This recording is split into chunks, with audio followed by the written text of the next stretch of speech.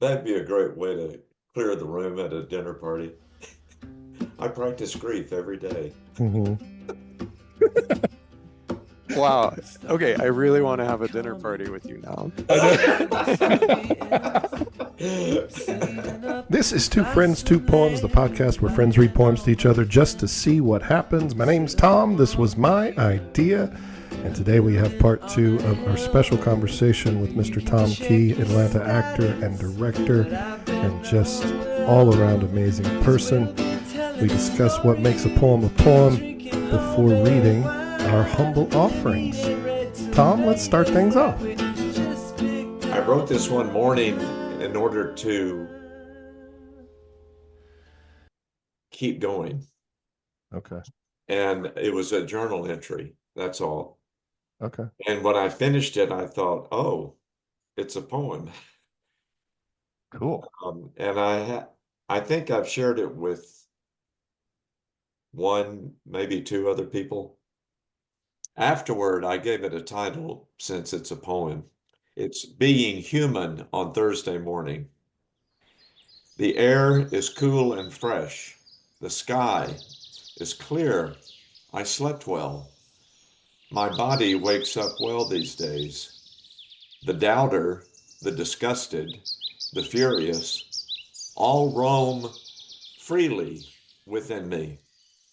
A gentle acknowledgement, time to time from me, seems to calm them. I am then what? A person here with meaning? Happy? Loved? Apparently. Or is this grief? Did I never expect grief to look so good? Oh, thank you. You're so good at reading Thank you. and writing. Oh, beautiful. What? So you said, "Oh, this is a poem." What was it about when you saw it that you said, "Oh, this is a poem"? There's this state that I get into at times. And here's the thing about that state, and I was feeling it that morning intensely, where I am just, it feels so great. I feel so great. And at the same time, it feels terrible. Kind of like I take an ice cold shower every morning, and I do this. Really? I do Yeah. too. Yeah. Isn't it incredible? I Yeah. mean, it just, you know how it is. I mean, in a way, I dread it because it's so intense, but I Yeah. can't call it pain. It's not painful. It's not, it's intense, but it just wakes up my whole body. And interestingly, I feel warm because all the blood is rushing to my skin and Yeah. warming me, and it just I trust it. It's just going to be great, and it's hard to explain. So I do it every morning. This feeling, the state that comes on me when I'm feeling so good, and it's inevitably everybody I'm around starts asking me, "Are you okay? You don't Mm. seem like yourself." So that for some reason, how this state is being perceived as something's wrong with Tom. Mhm. Whereas actually, it's this moment where I'm not sure why, but everything is right. Okay, I think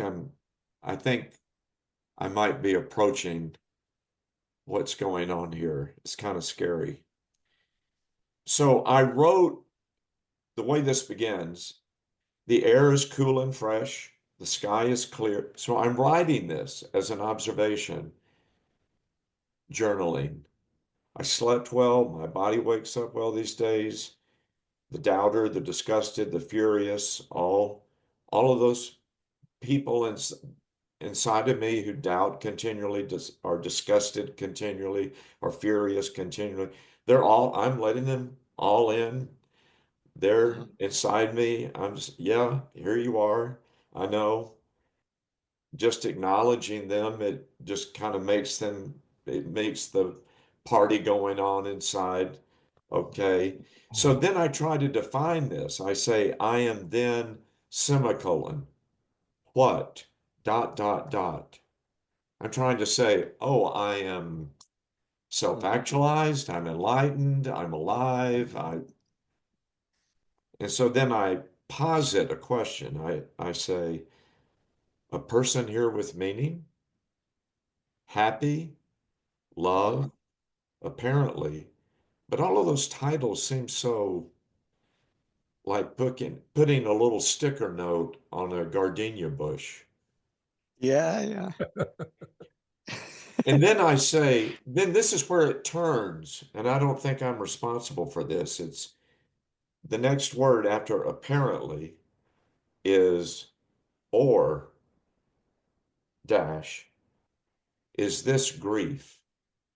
And I spell grief with a capital G. Mm. So here I am with you two, and I'm up against this wall. And on one side of it, it's glorious, and on the other side, it's so painful I can hardly stand it. And so this is a suggestion. Maybe it's grief. I never thought about grief being a good thing. Mm-hmm. Yes.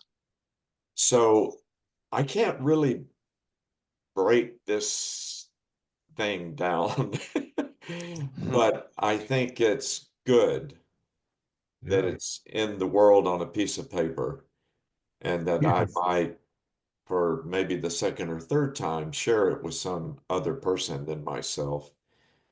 And they at least, you two at least paid attention. You gave me what we have all in common, our most valuable commodity, time. You gave your attention to it. Mm-hmm. That's something. Mm-hmm. So I called it a poem and gave it a title, you know. Was it a did so it wasn't a poem until you imagined sharing it? Or was it a poem? Did those things I happen think it together? wasn't a poem until I imagined a curiosity I had about sharing it. Mm-hmm. Mhm. Because that brings up an interesting thing when I'm journaling. I'm not journaling for other people to read it. In fact, I Mhm. throw my journals away. Mm.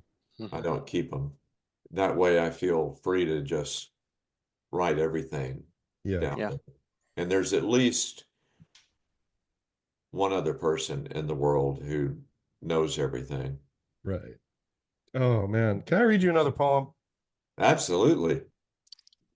Sorry, this is, I mean, I say I'm sorry. That's like what this podcast is. Listen. You're right. Um, This is our toxic masculinity yeah. podcast. Can I read you a poem? May I read you a poem? Yeah, this is just called door slash friend. Hmm. This endless row house of doors. Instead of crafting keys or setting dynamite, only to find another room with another door and another lock. This time, don't yell, don't pray, don't beg, don't promise, don't run, don't die. You've tried all those. This time, turn around, lean on the door, look at the room, look through the doors already unlocked, blown down one way or other. Look for things left behind worth carrying. Get them. This time, the door is your friend. Make this room the best room with what you have carried. Cozy and whatnot. Good art, bad art, doesn't matter. This time, imagine sleeping deeply in your cozy new room as the door slowly creaks and light fills the room. Imagine the sounds are inviting. Take one last look at your room, then you will know.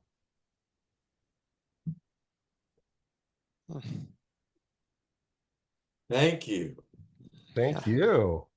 Wow. Something you said reminded me of this. Yeah. Can you send me a copy of both of your poems? Of course. Yeah. Great. Those are And both so meditative. Yeah. Like in the case of Human on a Thursday Morning, Mm-hmm. the meditative practice of noticing and acknowledging everything, the universe that everyone is, or taking the time to notice the room. And both have to do with grief too. Like so much of grief is recalling things that you haven't recalled or paid attention to before, but you are now because of a loss of any sort. Like both of these need to be in our grief rituals. Yeah. That'd be a great way to clear the room at a dinner party. I practice grief every day. Wow. Okay, I really want to have a dinner party with you now. Boy, we could throw a party. Man, oh man. Paul, would you like to read us a poem? Did you bring a poem today? I would. I feel I wrote a grouchy poem because I got woken up from a good nap. Okay, I love it. Ooh. Let's see if I can find it though. And I guess here's what'll maybe tie it through is that we talked about death being a friend. This is Let the Sleeping Dog. If I'm lying prostrate, eyes serene and at peace, my first bit of advice is just leave me be. Try finding your answers from a bloke who's awake. Exhaust other options before you rest my break. Inquire of your colleagues, ask antiquarians. Index the internet, question librarians. Don't think it a small thing to get my opinions when you could ask experts, each in their dominions. But if it must be me and not any other, follow the rituals passed down by your mother. Draw a pair of circles apart on the cold ground, one for the questioner, one for the coma bound. And hope the protection you inscribe for your plight can stave off the darkness I'll bring to that black night. You'd best be respectful, supplicating at least for rousing this quiet, contented, dormant beast. Give a scent of flippance, reveal a smirk or two. Before casting your spell, you'll be reposing too. That's delightful. That is so delightful. Here, let me Google that for you. Yeah. You can be a farmer or a builder or a cook.